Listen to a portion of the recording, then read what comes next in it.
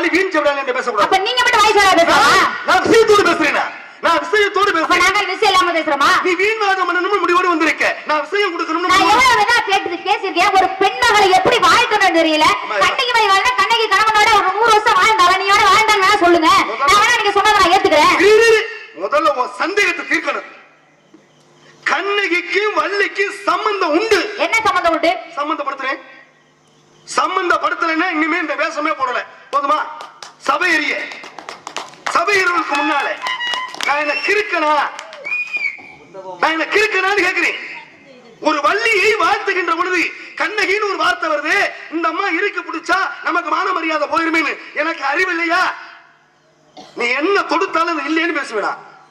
நீ இருக்குன்னா நான் இல்லைன்னு பேசுவேன். நீ இல்லாத நான் இருக்குன்னு கொண்டு வருவேன். இது என்னுடைய அறிவு திறமை. முடிஞ்சா என்கிட்ட நின்று சமாளிச்சு பாரு.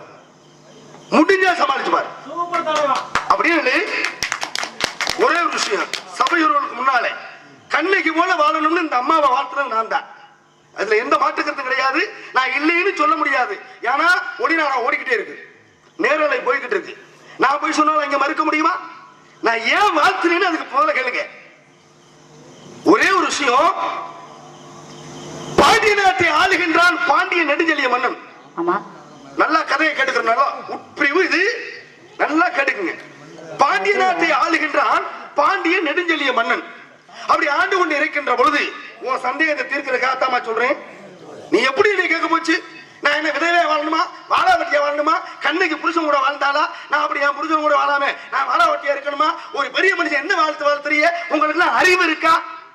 என்ன கேள்வி கேட்கிற? உனக்கு என்ன தெரியும் கேட்கிறேன். பாண்டிய நாட்டை ஆளுகின்றான் பாண்டிய நெடுஞ்செழியன்.